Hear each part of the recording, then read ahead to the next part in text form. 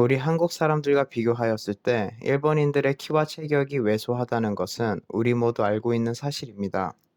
그러면 여기서 예전부터 일본인들은 우리보다 왜소했을까 하는 궁금증이 생길 수 있습니다. 이를 알기 위해서는 과거의 자료를 한번 살펴봐야겠죠.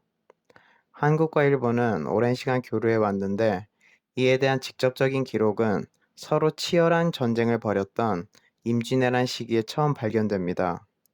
임진왜란 당시 조선군은 왜군 병사들의 작은 몸집과 식사량이 자신들의 절반도 되지 않는다는 사실에 놀랐다고 합니다. 이에 대해 일본인은 스스로도 조선인은 자신들보다 힘이 세고 체격이 크며 밥도 훨씬 많이 먹는다라고 인정하였습니다. 도쿠가와 이에야스가 세운 에도 막부가 일본을 통치하던 1603년부터 1868년까지의 시기를 가리키는 에도 시대에 일본인들의 평균 키는 남성이 150cm 중반, 여성이 140cm 중반이었다고 합니다. 이와 비교해 조선인들의 키는 이보다 5cm 이상 컸다고 합니다. 제3자인 서양인들의 기록을 통해서도 이는 분명한 사실이었다는 것을 알 수 있습니다. 1897년 영국 지리학자 이사벨라 버드 비숍의 기행문인 조선과 그 이웃 나라들에는 한국인들이 중국과 일본인들보다 더 잘생기고 체격도 크며 힘도 셌다고 쓰여 있습니다. 이와 같은 사실은 지금까지도 이어져 Life Sciences에 기재된 A Century of Trends in Adult Human Height를 보면 200여 개의 나라 중 과거 1896년에서 1996년 동안 평균 신장 차이가 가장 큰 나라는 20.2cm를 기록한 한국 여성이라고 합니다. 그 결과 1896년에는 세계에서 다섯 번째로 키가 작았던 한국 여성이 1996년에는 상위 33% 안에 들게 되었다고 합니다. 한국 남성 또한 15.2cm가 커져 남성 중에서는 매우 큰 상승을 보였습니다. 이에 반해 일본의 경우에는 1960년대생 이후부터는 평균 신장이 그리 크게 올라가지 않았고 결국 한국 남성과 여성 모두 일본 남성과 여성들보다 더욱 커지게 되었습니다.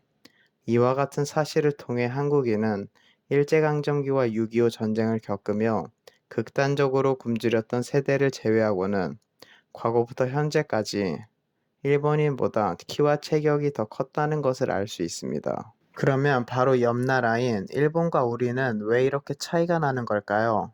먼저 타고난 유전자를 살펴볼 필요가 있는데요.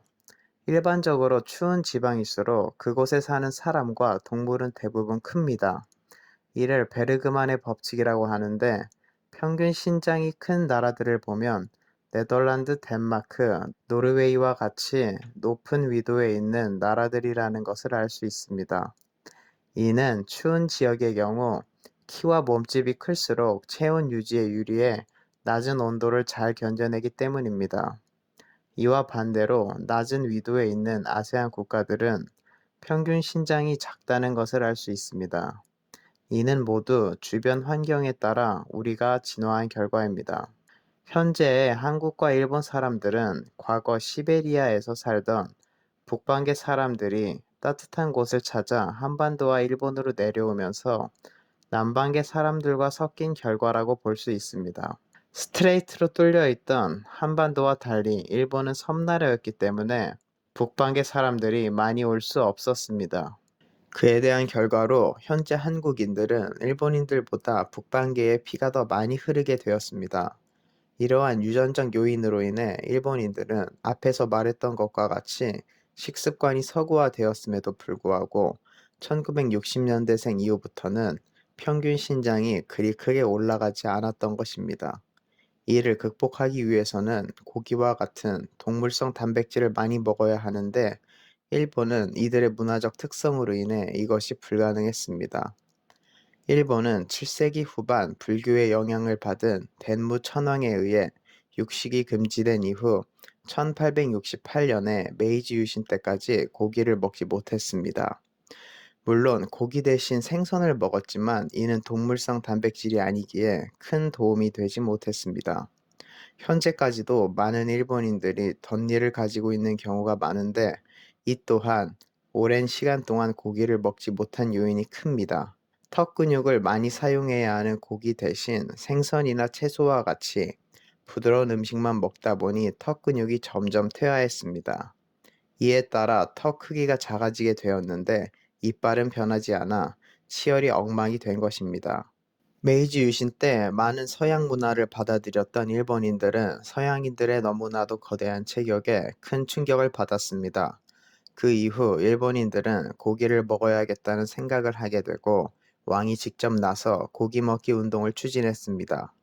고기를 먹지 않으면 문명인이 아니라는 슬로건을 내세웠지만, 예상할 수 있듯이 이에 대한 사회적 반발이 무척 거셌습니다. 심지어 이러한 운동을 추진한 일왕을 암살하기 위해 자객이 궁으로 난입하기도 하였습니다. 그 당시 일본인들에게 고기를 먹는다는 것은 단지 식습관을 바꾸는 것이 아닌, 그들이 모시는 신들을 모욕하고 일본의 정신을 더럽히는 행위였습니다. 또한 다른 문제도 있었는데, 바로 고기 자체에서 나는 비린내를 견디지 못했습니다. 이를 극복하기 위해 일본인들은 샤브샤브나 스키야키와 같은 새로운 음식을 개발해야 했습니다. 고기 비린내를 잡기 위해 일본인들이 좋아하는 간장과 된장을 이용해 국물을 만들고, 많은 채소와 함께 고기를 먹기 시작하였습니다. 고기에 대한 거부감을 줄이기 위해 생선 대신 아주 얇게 자른 고기를 넣어 먹는 방법을 강구해낸 것입니다. 그래도 남아있는 고기 비린내를 없애기 위해 일본인들은 이열치열 전략을 사용하였는데요. 바로 고기를 날계란에 찍어 먹는 것입니다. 상대적으로 거부감이 덜한 계란의 비린내로 고기 비린내를 덮은 것입니다. 우리들이 지금까지 즐겨 먹고 있는 음식 중에서 일본의 이러한 시대적 상황에 의해 탄생한 것이 또 있는데요. 바로 일본식 돈가스입니다. 프랑스 요리인 커틀릿을 일본식으로 바꾸었는데, 이 둘의 가장 큰 차이점은 바로 튀김옷의 두께입니다. 튀김옷이 얇은 커틀릿과 달리 고기를 거부감 없이 먹기 위해 만들어진 요리인 돈가스는 두꺼운 튀김옷을 가지고 있었습니다. 일본인들은 오랜 시간 고기를 먹지 않고 쌀밥을 이용하여 탄수화물 위주의 식사를 하였습니다. 텐동이나 규동과 같은 덮밥류를 포함하여 밥에 가루를 뿌려 먹는 후리가케와 쌀밥에 녹차를 부어 먹는 오차즈케 등을 보면, 많은 반찬과 밥을 함께 먹는 우리들의 식단과는 많은 차이를 가지고 있습니다. 밥이 아닌 우동이나 라멘 또한 탄수화물이 대부분이며 균형 잡힌 식사라고 보기 어렵습니다. 일본 음식 특유의 단맛도 이들의 소식에 영향을 미쳤다고 합니다. 자연스럽게 밥과 국을 포함하여 다양한 반찬을 먹게 되는 한국 음식과는 달리, 달달한 일본 음식은 포만감을 금방 느끼게 하여 이들의 식사량이 적어진 주된 원인이 되었습니다. 영양 공급이 차고 넘쳐서 문제가 되는 현재에는 소식이 좋을지언정, 과거의 소식은 충분치 못한 영양 공급을 의미하였고, 이들의 왜소한 체구의 원인이 되었습니다. 일본 여행을 가 음식을 먹어보면 사람들을 당황시키는 것이 있는데, 첫 번째가 너무 달다는 것이고 두 번째가 너무 짜다는 것입니다. 당분은 성장 호르몬의 분비를 억제하며, 나트륨은 칼슘을 배출시켜 여러모로 키 크는데 방해가 됩니다. 이러한 일본인들의 식습관은 현재까지도 그들의 건강에 악영향을 미쳐 2천만 명 이상의 일본 사람들이 당뇨병에 걸리게 된 원인이 되었습니다. 이렇게 지금까지 일본인들이 키가 작고 체격이 왜소한 이유에 대해 알아보았습니다. 이를 간단하게 정리하자면, 첫째로 유전적 요인, 두 번째로 고기를 오랫동안 섭취하지 않았음, 마지막으로 달고 짠 탄수화물 중심의 식단 때문이라고 할 수 있습니다. 지금까지 제 영상을 봐주셔서 감사합니다.